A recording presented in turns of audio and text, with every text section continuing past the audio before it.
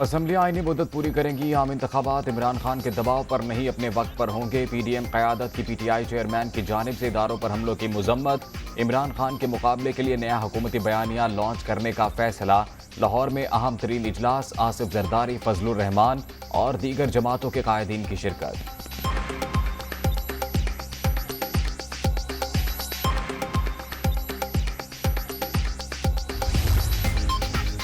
लाहौर में PDM क़यादत के इजलास के बाद आसिफ जरदारी की चौधरी शुजात की रिहाइश गाह आमद। काफिले की रहनुमा से मुलाकात में सियासी अमूर पर तबादला ख्याल, पंजाब की सूरत हाल पर भी मुशावरत।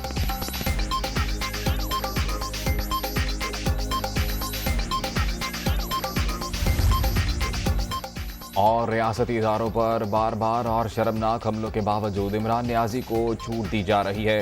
PTI चेयरमैन को दिए गए इस्तिस्ना से मुल्क को नुकसान पहुंचा। Election commission PTI foreign funding case का फैसला जल्द सुनाए। वज़ीर आज़म शहबाज शरीफ की नुक्ताचीनी।